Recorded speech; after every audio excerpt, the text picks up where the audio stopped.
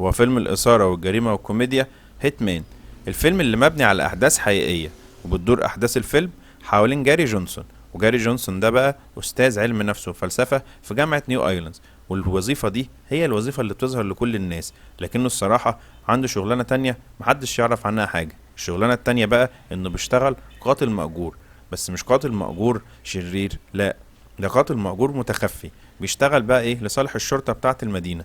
يعني تقدر تقول عليه انه عميل مزدوج بس لصالح الشرطة، بيدخل نفسه في عالم الجريمة وبعد كده يبلغ البوليس او يحل القضية او المشكلة بطريقته الخاصة، لحد ما فجأة في يوم من الايام بتظهر عميلة جديدة في حياته وهي ماديسون، واللي بتطلب منه انه يقتل جوزها لانه بيضايقها كل يوم. لكن للأسف بقى والأول مرة في حياة جاري دي بيقع في حب العميلة بتاعته ماديسون. يا ترى بقى ايه اللي هيحصل؟ كل ده هتعرفه في احداث الفيلم الحلو قوي ده.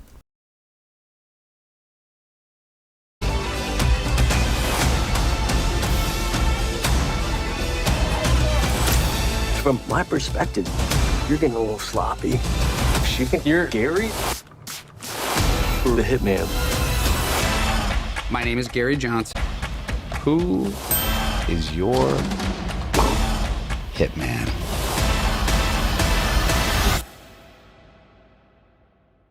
We'll see. Oh Lord, please don't let me be misunderstood. في المركز الرابع معانا فيلم اكشن حربي من بطولة راسل كرو، اللي بعتبر سنة 2024 دي مميزة بسبب وجوده فيها بثلاث افلام، نزل منهم لحد دلوقتي فيلمين.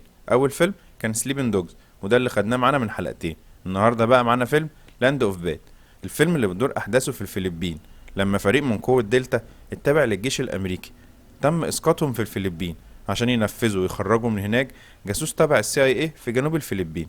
فريق دلتا بيدعمهم من مركز القيادة الكابتن ايدي جريم الشهير بريبر، وده قائد طيارات بدون طيار في القوات الامريكية الجوية، وبتساعده بقى الرقيب نيا.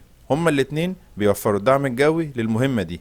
المهمة دي اللي لقت نفسها فجأة واقعة في كمين من مجموعة مسلحة بتاعت راجل اسمه ابو سياف، وبعد لما حصلت معركة بالاسلحة ما بينهم لقى فجأة كيني ان هو الناجي الوحيد من المهمة دي كلها، ومبقاش قدامه دلوقتي غير حاجة واحدة بس، انه يسمع كلام ريبر من مركز القيادة عشان يقدر يرجع تاني. يا ترى بقى ايه اللي هيحصل لهم وايه اللي حصل لباقي الفريق والمهمة؟ كل ده هتعرفه في احداث الفيلم المميز جدا ده. It's here. 3 hostiles heading your way. Do not move. There's no way I'm off this op. Remember your training. This is gonna get ugly.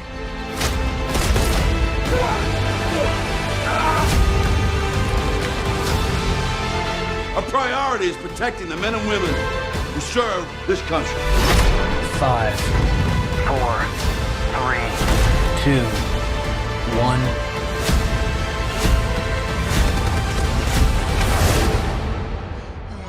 You gotta move, man. Get up and go.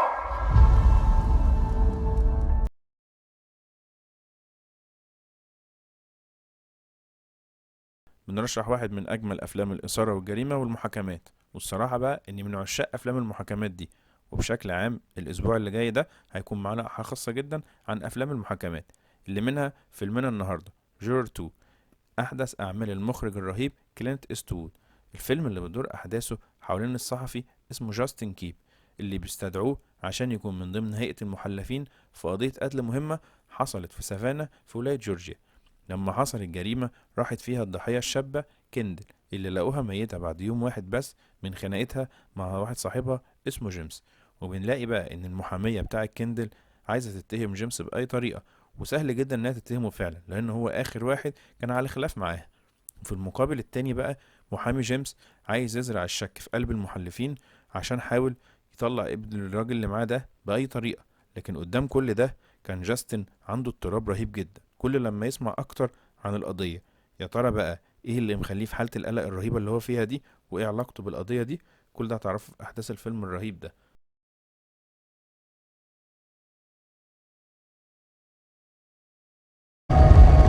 Maybe I didn't hit a deer.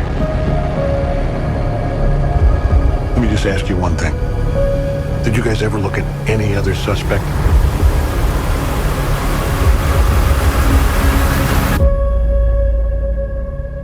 You know what to do.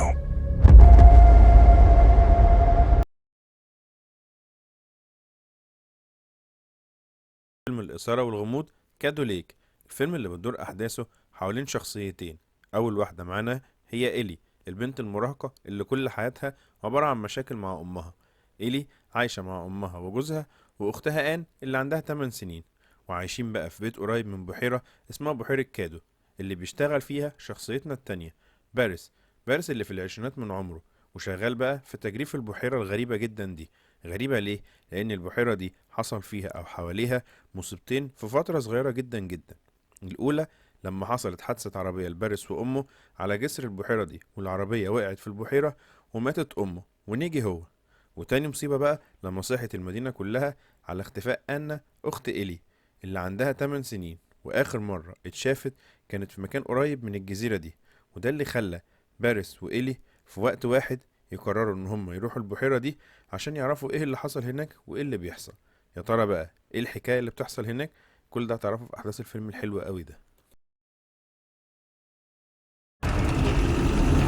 We got a positive ID on Anna Bennett's boat. Her life jacket's gone. Something's happening in that part of the lake. Wolves don't live around here. So how could they be that far out in the water? What if the seizures are hereditary? I never had one. Till now. This is my sister's. Tell me where you got this.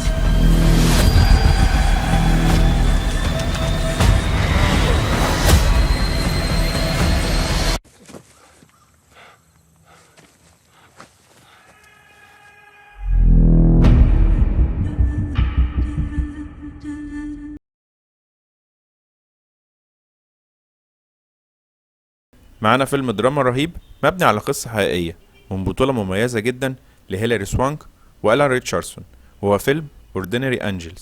بتدور أحداث الفيلم في مدينة لويسفيل في ولاية كنتاكي، وبتحكي عن شارون، ودي مصففة شعر ومشاركة في سنتر تجميل. السنتر ده ناجح جدا، بس شارون شخصية مضطربة جدا بسبب إدمانها للكحول. طول النهار شغل، وعلى النقيض تماما بقى بالليل احتفالات وسهر. واللي بالصدفة شارون شافت عنوان كبير قوي في الجورنان عن بنت اسمها ميتشيل، بنت عندها 5 سنين لسه مامتها متوفية وتعبانة جدا ومحتاجة مساعدة بصورة مستعجلة جدا. الخبر ده كان كفيل ان هو يحركها ويشدها وخلاها تروح ليهم عشان هناك تقابل إد ابو البنتين. الديون خلاص خلصت عليهم، والبنت بقى محتاجة فلوس كتير جدا عشان العمل اللي بتعملها. يا ترى بقى هتقدر تساعدهم ازاي وايه اللي هيحصل؟ كل ده هتعرفه في احداث الفيلم الروعة ده. Honey? My belly hurts. Oh, you want to go on an adventure? Michelle will need to fly 700 miles to the Children's Hospital. Are you telling me we need a plane now? How exactly do you recommend we get a plane, Doc? I'll get you a plane, I promise. We are going to save this girl, you hear me? We're gonna need a lot of shovels. This is our last chance. If we don't take it, Michelle dies. How did it become your responsibility to save her? Because I'm here. Because I can. لو عجبتك ترشيحات النهاردة اعمل لايك للفيديو وسيب لنا رأيك في الكومنتات، ولو لسه مش مشترك في القناة اشترك وفعل الجرس واستنى كل جديد. خلص الكلام، سلام.